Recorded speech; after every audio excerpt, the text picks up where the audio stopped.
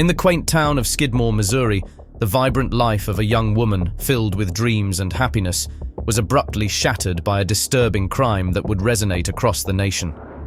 This is the narrative of Bobbie Jo Stinnett, a story intertwined with hope, community, and a terrifying event that left many questioning, how could this occur? At just 23 years old, Bobbie Jo was a compassionate and diligent individual, beloved for her affection towards animals and her infectious smile. She eagerly anticipated the arrival of her first child, a dream she had long cherished. However, what was meant to be a joyous occasion transformed into a harrowing ordeal when she became the unsuspecting target of a dreadful scheme that surprised everyone. Bobbie Jo Potter was born on December 4th, 1981, in the rural region of northwest Missouri. She was well regarded for her joyful, affectionate nature, though she could be a bit shy at times. After completing high school in 2000, she quickly married her high school sweetheart, Zeb Stinnett. The couple wed in 2002 and made their home in a charming little white house in Skidmore, Missouri. With a population of under 300 residents, the community was tight-knit, and Zeb and Bobbie were well loved by their neighbors. Eagerly awaiting the arrival of their first child, expected in January 2005, Bobbie spent her time raising, breeding, and showcasing rat terrier puppies. During a dog show in 2004, Bobbie Jo crossed paths with Lisa Montgomery, a resident of Melvin, Kansas. Lisa, along with her daughter, was also passionate about raising rat terriers, leading to a strong connection among the three. Following the event, Bobbie started to communicate with Lisa, her daughter, and several other dog breeders through an online message board named Ratter Chatter. As spring 2004 approached, both women discovered they had another thing in common. They were both expecting a child. Moreover, Darlene Fisher also began reaching out to Bobbie Jo during this time. By December 2004, Bobbie Jo was already 8 months pregnant. Her online acquaintance, Darlene Fisher, expressed interest in the puppies that Bobbie Jo had in Skidmore, Missouri. Communicating through Ratter Chatter, Darlene arranged to visit Bobbie, intending to see the puppies and potentially purchase one. At least, that was Bobbie Jo's expectation. On December 16th, as a dusty red car arrived in her driveway, Bobbie ended her phone call with her mother to greet her visitor. That afternoon, Bobbie was meant to pick up her mother from work, but never arrived. Concerned when she couldn't reach her daughter, Bobbie Jo's mother decided to visit her home. What she discovered was her worst fear. Bobbie Jo was lying on the floor in a pool of blood. In the 911 call, her mother described it as though Bobbie's stomach exploded. Bobbie was declared dead on the scene. Even more horrifying, her baby was missing. It seemed the fetus had been surgically removed and abducted. In the context of this horrific crime, Amber Alerts were only permissible when law enforcement had identifiable information to work with, and it was unprecedented for an Amber Alert to be issued for a fetus. Despite these limitations, investigators worked diligently to secure an exception for this particular case, resulting in an Amber Alert being issued for baby Stinnett.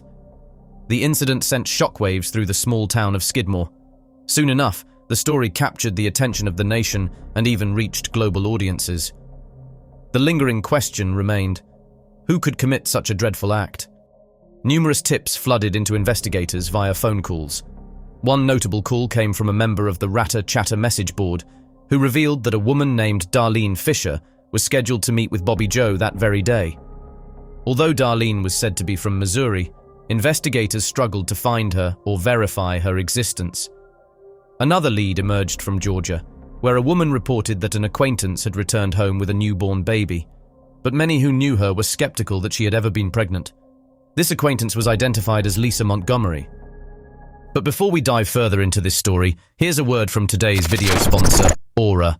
I want to talk about something that's really annoying and has been for a long time, and I'm sure many of you can relate to, and that is spam emails. So first off, let's start with when spam emails really start to pile up. One of the biggest times for this is during the holiday season.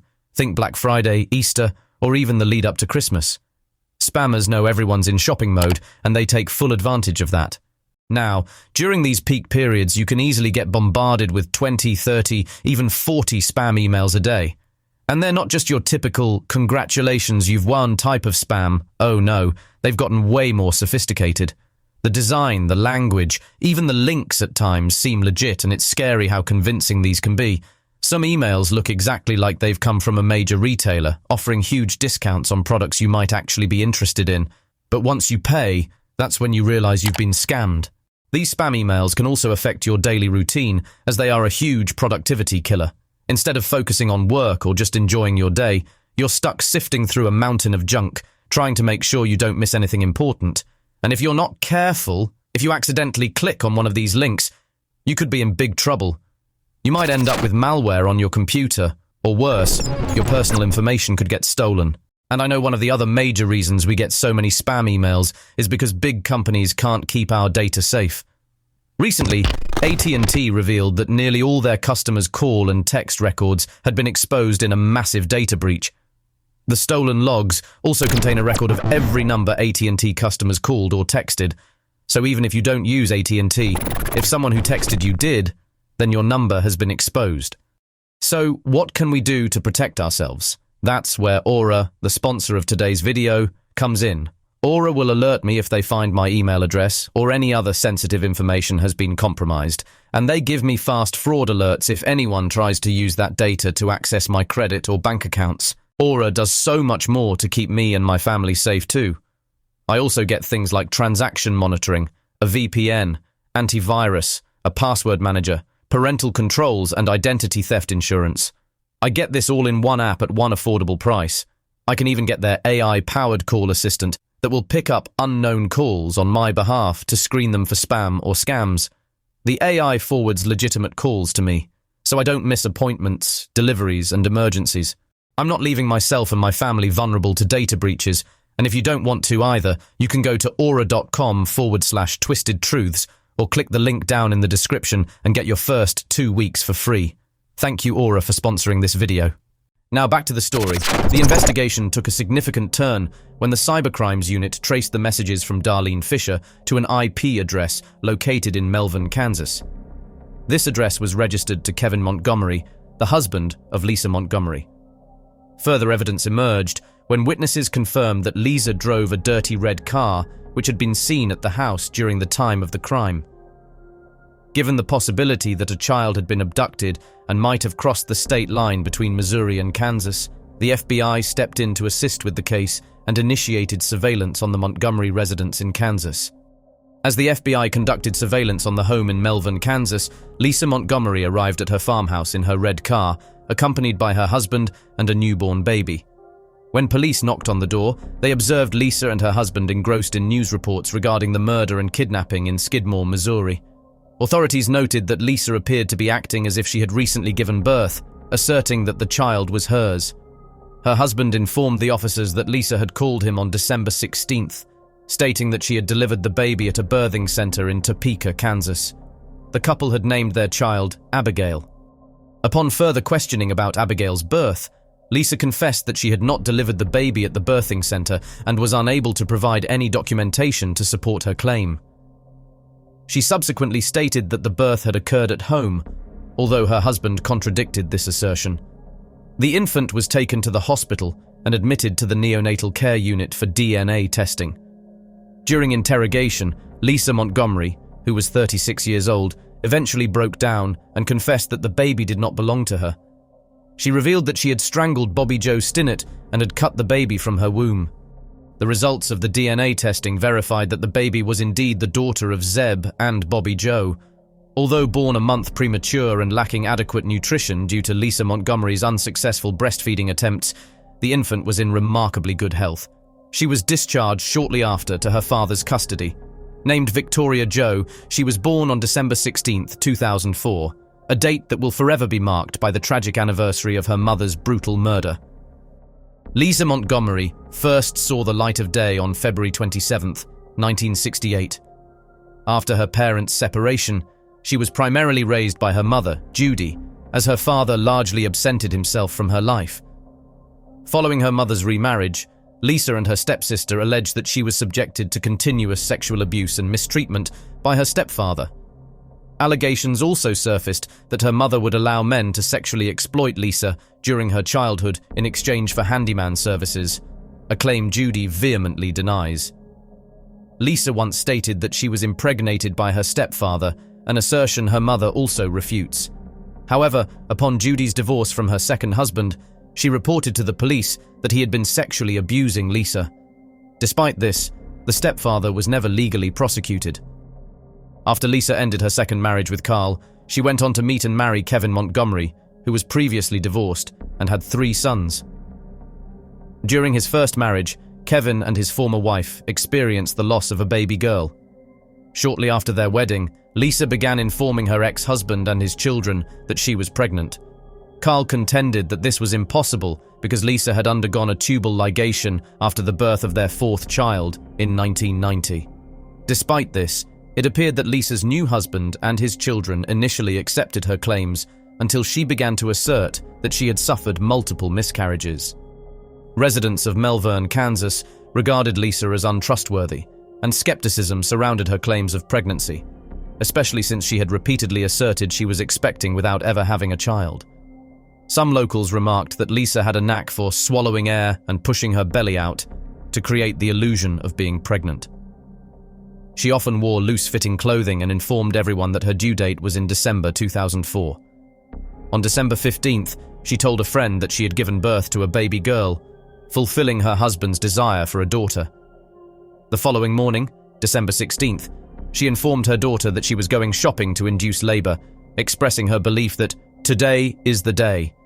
Rather than going shopping, Lisa drove 175 miles to Skidmore, Missouri. Equipped with a box cutter, a home birthing kit, and a clamp, she contacted Bobbie Jo Stinnett under the alias Darlene Fisher, arranging to visit and see Bobbie's puppies. Upon arrival, Lisa overpowered the heavily pregnant Bobbie, strangled her until she was incapacitated, and then proceeded to cut open her abdomen. Authorities later found blood on Bobbie Jo's feet, suggesting she had regained consciousness when Lisa began the procedure to remove her baby, Victoria Jo.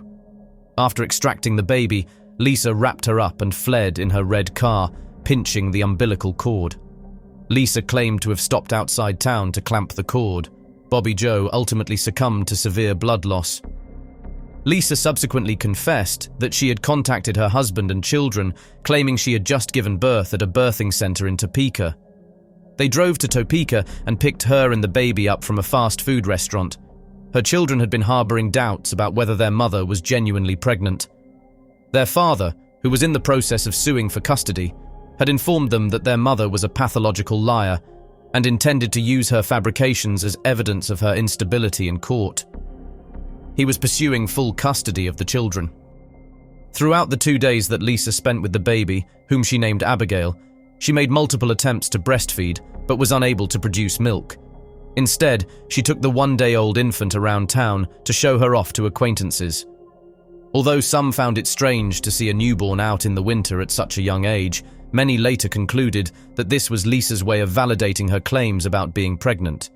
However, her fabricated reality came crashing down on December 18, 2004, when she was arrested. Facing charges at the federal level for kidnapping resulting in death, Lisa became eligible for the death penalty. Despite the substantial evidence stacked against her, it appeared unlikely that Lisa Montgomery would receive a death sentence. Following several delays, Lisa Montgomery's trial finally commenced in 2008 for the shocking murder and kidnapping that took place on a cold winter day in 2004. The prosecution faced a challenging case, as Lisa was found holding the baby when apprehended. Additionally, evidence indicated that she had meticulously planned the crime. She had catfished her victim, arranged their meeting, and even purchased a home birthing kit beforehand. Lisa had also watched online videos on how to perform cesarean sections and had driven 3 hours from her Kansas home to Skidmore, Missouri, the day prior as a sort of trial run. The focus of Lisa's defense was her history of purported sexual, physical, mental, and emotional abuse. Her legal team argued that she was born with fetal alcohol syndrome and had sustained brain injuries from various car accidents throughout her life.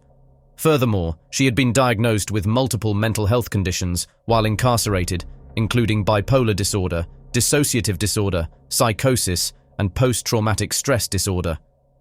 After reviewing the evidence, the jury ultimately found Lisa Montgomery guilty of kidnapping resulting in death and sentenced her to death. After numerous appeals and a clemency petition directed to President Donald Trump, Lisa Montgomery faced execution on January 13, 2021. Her stepsister, along with opponents of the death penalty, worked tirelessly up until the final moments to halt the execution, hoping instead for a commutation to life in prison. Unfortunately, their efforts fell short. An emergency stay of execution was lifted, leading to Lisa's execution. When given the chance to express any final words, she simply replied, "No." She was pronounced dead at 1:31 a.m. on January 13, 2021, in the federal death chamber located in Terre Haute, Indiana. This execution marked her as the first woman to be executed by the federal government in nearly 70 years. While many individuals who knew Bobbie expressed relief and a sense that justice had been achieved for Bobbie Jo Stinnett, others believed that Lisa Montgomery had become disconnected from reality and no longer grasped the significance of her execution. Opponents of the execution viewed it as a show of power by outgoing President Donald Trump, noting that more executions took place in the final year of his presidency than in any other year since the 1800s. Additionally, there are claims that Lisa Montgomery was denied spiritual counseling in her final moments, a statement that the Department of Justice has refuted. The death of Bobbie Jo created an indescribable void in the hearts of her family, friends, and the close-knit community of Skidmore. Her loved ones continue to grieve for the vibrant young woman and the bright future that was abruptly taken from her and her unborn daughter. In the wake of this tragic event, Bobbie Jo's story has become a rallying point for increased awareness of mental health issues and the necessity of caution in our interactions, particularly in online environments. Her legacy highlights the vital importance of community support and the responsibility to protect the most vulnerable among us. Bobbie Jo Stinnett's narrative serves as a poignant reminder of life's fragility and the catastrophic results of unchecked actions fueled by desperation. As we honor her memory, may her story motivate us to cherish our loved ones, remain alert in our interactions, and work towards a world devoid of such senseless violence. If you found this video compelling, leave a like and your thoughts in the comments. Be sure to subscribe and watch our other videos. Don't forget to also check out Aura using the link down in the description to get your first 2 weeks for free. Thank you for watching.